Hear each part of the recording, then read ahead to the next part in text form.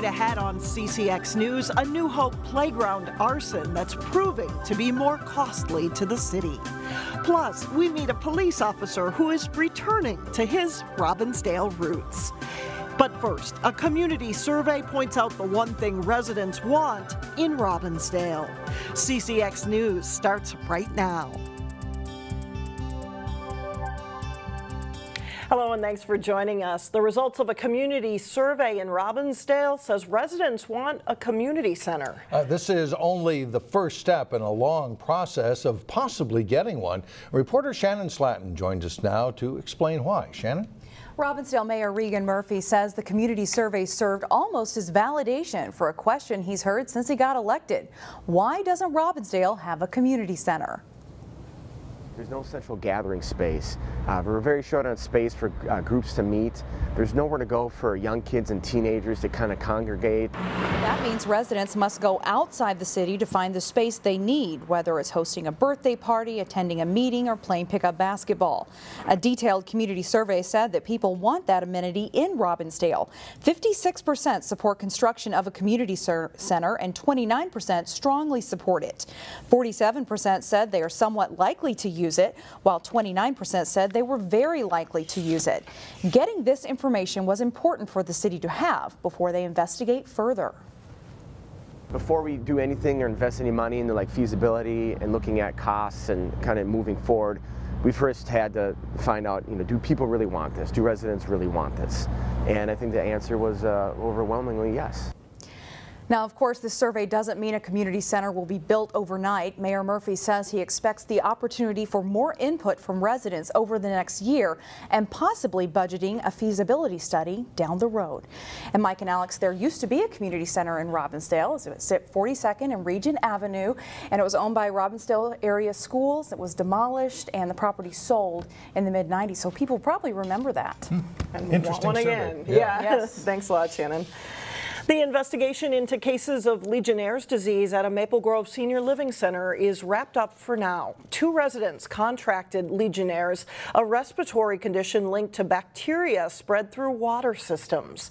State health officials say no definitive cause could be found at Silver Creek on Main, though initial testing discovered Legionella bacteria in the building's cooling towers. Subsequent testing was negative. The facility also installed shower filters to help reduce the risk of future cases. The elderly or those with weakened immune systems are at increased risk for the disease. After an arson in a park, the city of New Hope is finding that insurance won't cover the whole cost, and that tops our look inside City Hall.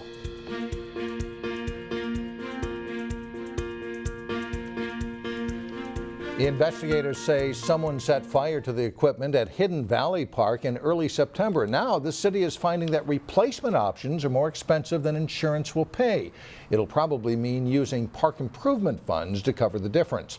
Neighbors will get a look at equipment options this fall. The arson is still under investigation. New Hope has also received a $50,000 grant from the Met Council to help understand how stormwater gets into the sanitary sewer system. That's a problem because stormwater adds to the cost of sewage treatment. The Met Council says the study will look at needed improvements to public and private infrastructure to alleviate the problem. Less than a month before the November elections, Wayzata schools are making a final push for 3 funding requests. Central Middle School served as the backdrop for a community forum on Wednesday night on the upcoming levy questions. The district has grown by about 250 students per year over the last several years. That growth is the reason why the district is trying to get bond funding approved for another new elementary school. And we would anticipate that this new school is needed to accommodate the growth in the coming 5 years, and after that it's a little bit difficult to fully know how the projections will continue, but it's clear that we need another elementary school to accommodate our growth. The request comes after the district opened a new elementary school last year. Wayzata schools are also seeking approval for the renewal and increase of the operating levy and the renewal of a technology levy. Minnesotans will get a little more time to use regular driver licenses to fly domestically. This week, the federal government granted the state an extension through January 22nd to meet real ID security requirements. However, state officials say upgraded IDs won't be available until next October at the earliest. The state hopes to get another extension, but that's largely dependent on whether the state's Driver and Vehicle Services Department can fix its computer glitches after installing new software this past summer. If you're traveling that day and we don't receive an extension, then you would need to have a passport or an enhanced ID. So that's all the more reason why the department needs to continue to work very diligently and completing this software upgrade and this new system so we can start to issue real IDs, and the federal government gives us this extension. Representative Smith is hopeful the federal government will grant an extension through October of 2020. That would give Minnesotans 2 years to make the switch to real ID. The Robbinsdale Police Department recently swore in 2 new officers. And one of those officers will get to serve the city where he grew up. Here's reporter Sonia Goins. It was special. I mean, I got to have my family there, my 2 littlest ones, and all my partners that showed up. Earlier this month, Tony Heifert was sworn in to protect and serve. He was chosen out of 123 candidates. It's also a plus that he knows the city of Robbinsdale like the back of his hand. This is the neighborhood I grew up in. I just grew up over here off of 43rd and Toledo. While patrolling the streets, Heifert recalls memories about growing up in Birdtown. Dairy Queen's always been here. That was one thing. My dad coached us when we were kids. We'd always come up to the Dairy Queen. He attended Sacred Heart School and he played ball on these fields. I played on the Little League field here. I played on that when I started playing, it was called prep. I don't know what they call it now. Growing up, he admired officers who patrolled his neighborhood. And we knew all the police when we were growing up. They would stop by, give us the football cards, and I institute that in my police work. Those earlier contacts with police helped to fuel his passion to become a police officer. The excitement of being a police officer, not knowing what you're going into, being able to create solutions for people that at the moment aren't able to. But it took a while to make his dream come true. Life happened. He worked as a banker for 10 years before pursuing law enforcement. While in banking, I got some customer service skills and was able to build off of that. So I go into situations in Robbinsdale and I believe take care of situations by just talking to people. Because of his Robbinsdale roots, Heifert says he's able to better connect with the community. It has helped me tremendously because there's still a lot of people that I grew up with that live within the city. So when I visit them, neighbors come out and I get to interact with them and meet new people. He says it's an honor to work in the city he grew up in. Coming back to serve in the community that I grew up in was, you know, it's a blessing. In Robbinsdale, Sonia Goins, CCX News. Still ahead, our school spotlight takes us to a Brooklyn Park school focused on nature. Plus, Maple Grove will face its 3rd straight top 10 opponent in football. We'll hear from the Crimson. But first, patchy clouds on Friday with average fall temperatures. We'll be right back.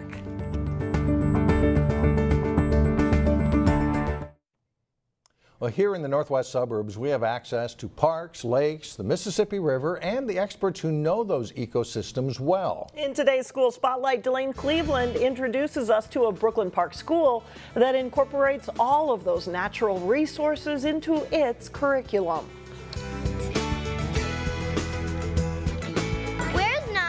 Learning doesn't always have to happen in a classroom full of desks and textbooks. Why is it not a hitchhiker? For proof, they're on seed hunts. They're looking at how the environment is impacting the daily plants that they have. Look no further than Champlin Brooklyn Park Academy. We have a large number of kids coming from other neighborhood schools that just want this experience. It's a specialty school in the Anoka-Hennepin School District with a focus on math and the environment. It's a cactus! To help the teachers get their message across, they have a greenhouse and a garden at their disposal. They don't realize just how unique this place is.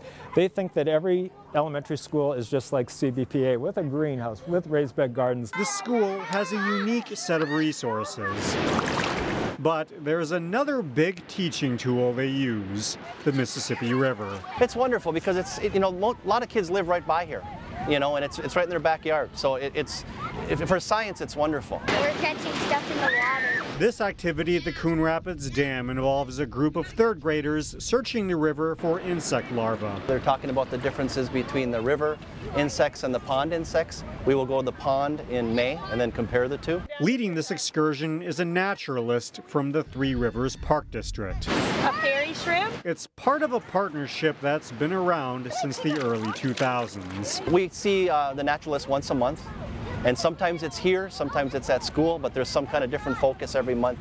And all the grade levels are different, so they're all doing different things. It's just one of the many ways the students learn about science outside of textbooks. If we tried to explain this in a classroom, especially if it's like a Friday afternoon or something, you're losing them. I mean, they've been excited about this since they found out about it. Ultimately, the students benefit by learning how the environment impacts their lives. It's a fact not lost on parents. I think this is all really good for the kids to learn and grow and respect the animals and the water and the plants and things like that. So whether it's at the Mississippi River, you are using your eyes only, or in a garden on campus, this hands-on experience can put the students on a path to become scientists or mathematicians. When they can touch the plants, when they can see the different senses that are involved in the plants, it sinks into their brain and they keep it or retain it. If the students choose a different path, then at the very least, they learn to appreciate the environment. This is the best way to learn, I think. In Brooklyn Park, Delane Cleveland, CCX News. In addition to its partnership with Three Rivers, Champlin Brooklyn Park Academy also teams up with experts from the University of Minnesota, the Minnesota Zoo, and the Minnesota Landscape Arboretum. Still ahead, an answer to our great big pumpkin question. But first, the Maple Grove boys soccer team hopes to follow a good regular season with a playoff run. John Jacobson is in next.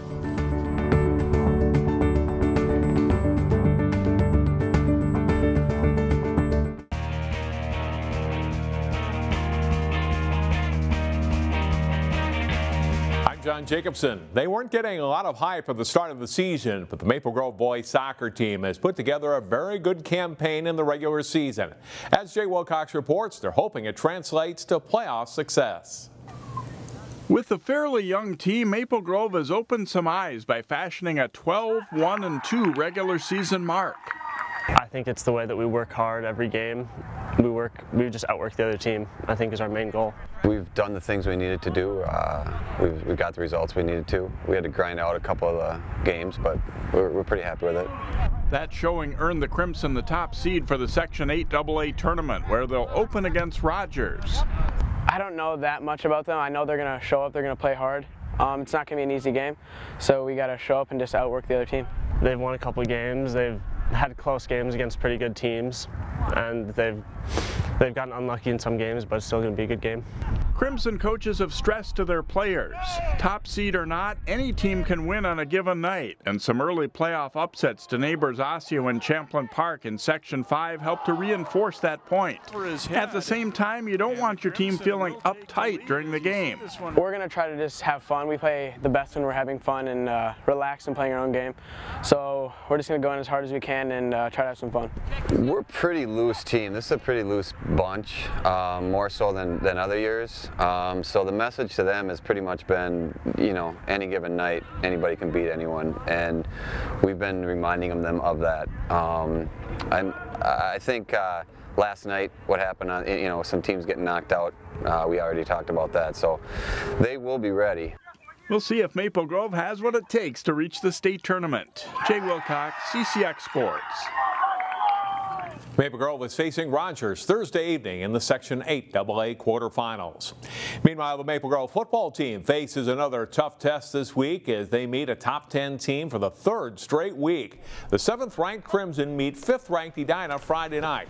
It's homecoming night at Maple Grove.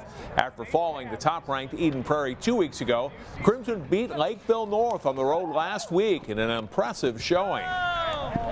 It was tough. They had a really good defensive line, but we ended up taking the W, which is always good, so, you know, excited.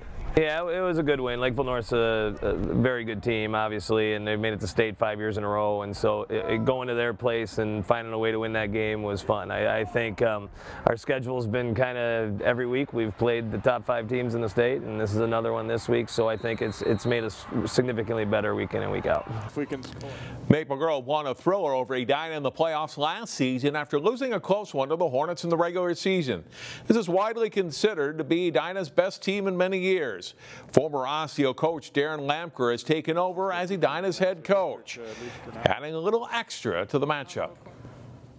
They look like a good team, good program, but one of the things we've seen on film is obviously they're a good team and they're tough, and we just got to go out there, play our game, be who we are, and not make as many mistakes as we did last year in that first game we played. This has been a very good class for them all the way through. The senior class during the lower levels was very good, and last year they had a lot of junior starters that played, and so I think they're a very good team. I think they're a reputable group, and obviously Coach Lamker probably has them stoked a little bit over there, and he does a good job with them. But like I said, this is a group that's been good for a long time. Here's a look at the other games Friday involving local teams. Osseo and Champlin Park are also at home along with Maple Grove. Baltotino Grace, Wayzata, Park Center, and Cooper are all on the road. The Hawks are still unbeaten. Armstrong hosts Coon Rapids in the last regular season home game for the Falcons. Also Friday, Hopkins is home. Bedell looks to go 7-0 traveling to Richfield. Brooklyn Center is home to play St. Paul Humboldt. Providence is in St. Paul facing Highland Park at 6 p.m. Breck is at home, and West Lutheran plays Buffalo Lake Hector at Mayer Lutheran High School. And that is all for sports. Mike and Alex, back to you. All right, thanks a lot, John. A former Minnesota Vikings star is setting the stage for this week's border battle against the Packers. The offensive line has played well this year, and I think that's a key, but the defense is going to be what wins for us. Vikings great Chuck Foreman was at the Wicked Ward in Robbinsdale on Wednesday night doing a radio show with Robbinsdale broadcaster Wally Langfellow. Foreman spent time mingling with fans, talking football, and Foreman, who played in 3 Super Bowls, says this is a critical game for the Purple. Up next, a question weighing on our minds. What happens to these great big pumpkins? The answer when we come back.